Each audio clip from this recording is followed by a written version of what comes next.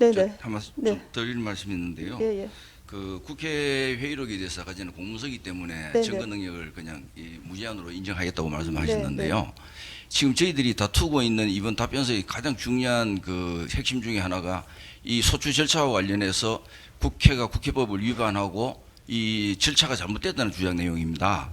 그렇기 때문에 이 국회 회의록이 네. 그때 국회 내에 어떤 회의가 있었다는 사실에 관한 것을 더 넘어서 네네. 공문서로서 모든 적법한 증거 능력을 가진다고로서는 저희들이 그 동의할 수 없습니다. 그 알겠습니다. 부분에 대해서는 예 만약에 그 채택하신다면 저희들 그거에 대해서 이의를 신청하도록 하겠습니다. 네. 그리고 또 하나 그 지금 청구인 측에서 아무 증거 없이 있다가 지금 소추 결의하는 거 사실 국회법에 보면은 증거에 의해서 사실 조사에 따른 소추 결의를 하도록 되어 있는데 아무런 증거 없이 소추 결의를 해놓고 헌법재판소에 와서 사실을 지금 밝히겠다는 거 아닙니까 지금. 그런데 지금 여기에 대해서 오늘도 이야기가 서로가 상충되는 게 내란죄 부분에 대해서 위반 부분으로 다 빼겠다고 해놓고 지금 전부 증거 신청했는 기록들이 보면은 내란 관련해 가지고 관계인들에 대한 인정도 수사 기록들입니다. 지금 만약에 그렇다면은 지금 현재 공수처에서 피청구인에 대해서 직접 내란죄로 수사를 하겠다고 저렇게 체포영장을 뭐 발부를 해가지고 그것도 적법한지 모르겠습니다만 저희들은 위법하다 봅니다. 네, 그렇다면은 그 부분에 대해서는 예, 예. 피청구인에 대한 어떤 만약에 그렇다면 소추에 대한 그러한 어떤 증거를 채택하는 게 맞지 지금 내란죄를 철회한다고 이야기를 해놓고 그거에 대해서 인정등본을 전부 관련자들이 내란 기록을 다 한다는 것은 이 사건의 사실에 적합하지 않은 증거이기 때문에 그 채택 여부도 고려해 주시기 바랍니다. 일단 그 이 사건 소추 사유는 그 이 사건 계엄 선포 행위가 위헌 위법이라는 거 아닙니까? 그 핵심은 이 사건 계엄 선포 행위는 있었고요. 포고령 발령도 있었고. 예. 그러니까 그게 내란죄가 되느냐 안 되느냐 이제 그 일단 내란죄가 된다고 주장을 했는데 그 주장에 대해서는 뭐 다시 생각해 보겠다는 거 아니에요? 그 청구인 측에서는 그 부분은 예 재판소가 일단 법적 평가 아니겠습니까? 계엄 선포 행위가 그렇죠? 예, 예, 법적 평가는 저희 재판소가 하겠습니다. 너무 걱정하지 마십시오. 사실에 대한 증거로서 네. 방대한 증거를 채택하는 게 중요한데 그것을 지금 예, 말씀하십시오. 대표님 한 말씀만 드리겠습니다. 네, 네. 내가 한 말씀만 드리고 지금 저 사실은 국민들의 총 관심사도 내란이 있었느냐 여부고 사실은 형식적으로는 지금 그 탄핵 소추 사건이지만 형사적으로 내란죄가 있었는지를 갖다가 판단받는 거로 지금 국민들은 다 생각하고 있을 겁니다. 뭐 헌법재판소가 국민에 따라서 뭐 저거 하는 건 아니지만 네.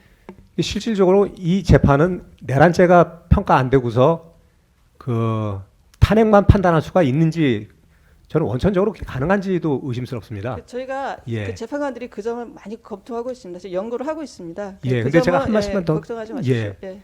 지금 소추인 측에서 하는 그 아까도 지적했지만 이제 네. 태도를 보면은 저희가 이제 시간을 갖다가 계속 지연한다 이렇게 주장을 하시는데 내란죄를 갖다가 이게 쟁점으로 해가지고 내란죄 위반을 갖다가 탄핵 그 사유로 넣게 되면은 내란이 되느냐 안 되느냐 가지고 시간이 많이 끌릴 겁니다.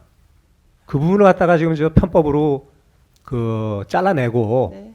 그냥 헌법 위반만 갖고서 판단 받아도 뭐 저거 하겠다 이런 식으로 하면서 내란은 계속 쟁점화 시킬 거로 저희는 생각을 하고 있습니다. 그래서 그런 상황에서 저희는 가장 중요한 게 대통령이 갖고 있는 권한인 계엄 선포권을 갖다가 행사한 것이 그것이 불법이냐 이거는 뭐 사실은 너무 단순한 그 문제이기 때문에 이것이 내란죄에 해당되느냐 네. 이 부분에 대해서 증거와 네. 철저한 조사는 분명히 있어야 된다고 보거든요. 그렇습니다. 예. 예, 그 부분에 대해서 좀 그 기회를 좀 허락을 좀 해주시는 것이 알겠습니다. 저희가 그 예, 예. 빨리 끝낸다고 자꾸 그럼 말씀하시면 피청구인 측 입장은 이 사건 계엄 선포 행위는 적법한 계엄 선포다 이렇게 주장을 하시는 거죠? 그거는 뭐 당연한 예, 얘기입니다. 알겠습니다. 잠깐만 그 부분에 대해서 말씀 좀 잠깐만 저게 지금 이게 비상계엄 때문에 빚어진 거 아니겠습니까? 근데 비상계엄은 원칙적으로 통치행위입니다. 그에 대해서는 이의가 없는 걸 알고 있는데 그러나 통치행위에 해당한다 할지라도 내란죄에 해당하면 또 별개다 그런 취지입니다. 근데 통치행위인데 내란죄는 별개 내란죄를 빼버리면 문제는 하나도 없지 않습니까? 그래서 사실은 비상계엄에 있어 가지고 이게 내란이라는 것이 전제가 되어야 이게 탄핵의 사유가 되는데, 그렇기 때문에 그걸 포함해서 소출을 해놓고 지금 와서 나한테 빼버리면 결과적으로 실체가 없는 것이 안 되겠습니까? 그래서 이 부분은 분명히 좀 짚고 넘어가야 할 것 같습니다. 적당하게 단순히 지금 와서 헌법 위반이다, 그렇기 때문에 빨리빨리 가자, 그건 맞지 않다고 생각됩니다. 그 청구인 측에서는 지금 피청구인 주장 취지를 아시겠죠? 예, 그 부분을 잘 정리를 해주십시오. 예, 정리를 해서 서면으로 제출해 주십시오. 예, 알겠습니다. 예. 주방관님, 네, 네. 두 가지 말씀드리겠습니다. 그 지금 증거 채택 관련해서 증거법칙을 종전 선례에 따라서 하신다고 결정하셔서 말씀하셨는데, 그 문제에 대해서 재고를 한번 요청을 드리려고 말씀드리는데, 이 탄핵 심판은 물론 뭐 특별한 형사 징계 절차라고 지금 지난번 박근혜 대통령 때 그렇게 소송 지휘를 하셨는데, 이게 선례라기보다는 소송 지휘라고 생각이 됩니다. 그렇게 했는데 그 형사소송법에 준용한다라고 원칙적으로 돼 있고, 그리고 형사소송법 이 탄핵 심판 절차는 단순한 징계 절차의 특별 절차가 아니고, 그 대한민국 국민이 모두 뽑아서 선출된 대통령입니다. 그 유일한 대한민국 국민의 유일한 대표자고, 국회는 합의제 기관의 대표이지만 대통령이 국가원수로서 대표자입니다. 그렇게 선출한 것에 대한 파면 여부를 지금 결정하는 겁니다. 그런데 그것에 대한 절차를 소추하면서 소추 절차에 조사 절차도 하지 않았지 않습니까? 그러면 저희들이 지연한다는 말씀이 아니고, 재판정에서는 지난번 박근혜 대통령과 같이 그 인정동보 속탁을 받아다가는 증인 신청도 전부 배제하고 그런 소송 지휘를 했는 것은 다 알고 계신 사실 아닙니까? 그래서 이 탄핵 심판 절차는 그렇게 중요한 절차이기 때문에 그 부분에 대해서는 충분히 심리가 되어야 한다는 말씀을 드리고, 그 다음에 형사소송법에 개정이 됐습니다. 개정돼서 형사 절차에 있어서도 증거 동의를 하지 않으면 법정에서 증인 신문으로 하고 있습니다. 그래서 모쪼록 뭐 증거 채택은 재판장 소송 지휘의 결과를 검토해서 결과가 있으지만, 구체적인 그 심리와 절차를 진행할 때는 그런 부분을 참작해서 해주시고, 원칙적으로는 그 말씀하신 결정한 부분은 소송 지휘 부분에 결정하신 부분에 대해서는 재고해 주실 것을 한번 요청해 드립니다. 잠깐. 두 번째로 네. 두 번째로 네, 말씀드릴 거는 지금 모두의 동료 변호인께서 말씀하셨습니다만 부분이기도 합니다만, 이 대통령 권한 대행에 대한 이제 대통령이 직무 정지가 돼서 대통령이 직위를 유지하고 있습니다만, 그 한독수 권한 대행에 대한 탄핵 소추 절차가 잘 아시는 것처럼 헌법재판소의 653쪽에 헌법재판소 발간한 책에서도 주석에서도 권한 대행에 대한 탄핵의 경우에는, 대통령 권한 대행의 탄핵의 경우에는 3분의 2의 의결 정족수로 되어 있습니다. 그런데 3분의 1을 302가 안 되는 것을 그 의결 정족수를 미달해서 탄핵이 됐습니다. 그럼 의결 정수 위반으로 이것은 그 무효인 상황입니다. 그래서 그 부분에 대해서는 지금 절차가 진행되고 있지 않습니까? 그 부분을 미리 판단을 하셔야만 이 재판은 그 재판이 전제가 된다는 말씀 드리는 이유가, 거기에서 탄핵됨으로 인해서, 그렇다면 직무대행은 지금 무효가 되는 것인데, 거기 직무대행의 대행이 재판관 두 분을 임명을 해서 지금 재판부를 구성한다고 하면 그 재판부 구성에 하자가 있지 않습니까? 그러면 그 재판을 우리 지금 탄핵 심판을 어떻게 재판을 받을 수가 있겠습니까?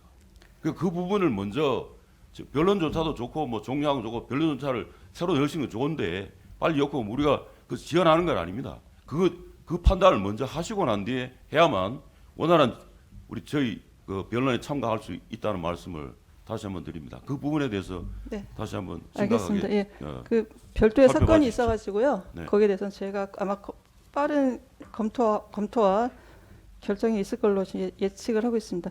지금 아까 변호사님께서 국회 회의록 증거 채택에 대해서 이의 신청을 하신다고 정식으로 이의 신청을 하시는 겁니까? 서면으로 하시겠어요? 지금 구두로 하시는 건 아니고요. 예, 일단 제가 이제 채택은 하고 나중에 뭐 서면으로 뭐 이전 신청서를 내십시오. 예, 예, 그러면 네, 재판장님, 지금 말씀하신 관련해 가지고 네. 예, 한 말씀만 좀 네, 올리겠습니다. 그 32조 그 관련 헌법재판소법 네. 인증등본 송부촉탁 네. 관련 부분입니다. 그 피청구인 측 대리인들로서는 그 피청구인 마찬가지로 이 문제를 굉장히 중대하게 생각하고 있습니다. 그 말씀하신 바 가운데 지난 그 박근혜 전 대통령 탄핵 사건에서도 헌법 113조, 헌법재판소법 10조 이런 부분을 반박 근거 규정으로 드셨는데 사실은 그 원문을 자세히 보면 법률에 저촉되지 아니하는 범위 안에서 심판에 관한 규칙을 제정할 수 있다로 해석되는 것으로 보입니다. 명문이.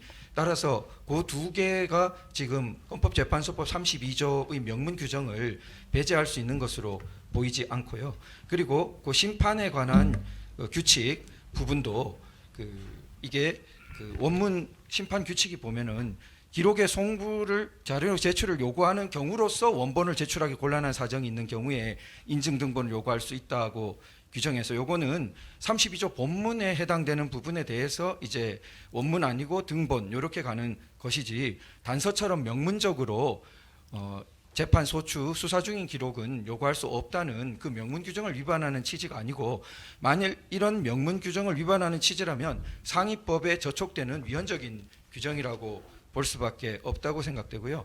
또 근거로 드신 형사소송법 272조 형사소송규칙 132조에 사는 문서송부에 관한 원칙적인 그냥 절차적 규정에 불과해서 이 헌법재판소법에 특별한 규정이 있는 32조보다 우선 적용해야 하는 법률이 아니라고 생각됩니다. 이것이 사실상 가지는 그 큰 심대한 의미가 있기 때문에 저희들로서는 너무나 심각하게 이 문제를 볼 수밖에 없는데요. 수사기관으로부터 송부받은 기록에 대해서 우리가 이제 탄핵 심판에서 증거 채택 사실 인정을 한다면은 사실상은 청구인이 입증 책임을 지는 것이 아니라 피청구인이 위 기록 내용에 대해서 실체적 진실에 부합하는지 안 하는지 막 다투는 것을 강제하는 셈이 되어서 사실상은 입증 책임이 전환되어 버립니다. 이 입장이 완전히 바뀌어서 피청구인이 수사기록의 증명력을 탄핵해야 하는 그러한 입장에 떨어지고 이런 부분의 폐해와 문제점이 지난 박근혜 전 대통령 탄핵 심판 사건에서 너무나 나타났는데도 불구하고 지금 다시 그 문제에 있었던 소송 지휘권의 내용을 반복한다는 것은 저희들 피청구인 대리인으로서는 강력하게 이 부분에 대해서는 저희들로서는 너무나 중요한 부분이라고 생각됩니다. 피청구인의 방어권, 반대 신문권 행사를 볼 때 수사기록 인증등본 송부 촉탁이 이루어지는 것에 대해서는 저희는 너무나 심각하게 생각하고 반대한다는 점 정말 깊이 좀 다시 한번 재고의 부탁을 드립니다. 알겠습니다. 예, 제가 일단 아까 채택은 결정을 했고요. 거기에 대해서 뭐 이의 신청서를 내신다고 하니까 제가 검토를 하겠습니다. 그럼 지금 추가 증인 신청은 없으시고요. 예, 알겠습니다. 지금 그리고 피청구인 측에서도 입증 계획서를 내신다고 하시니까 예, 내시면 제가 검토를 하겠습니다. 소정위에서 증거 신청을 하시면 저희가 그 가능한 한 채택을 하도록 할 테니까 입증 계획서를 내십시오.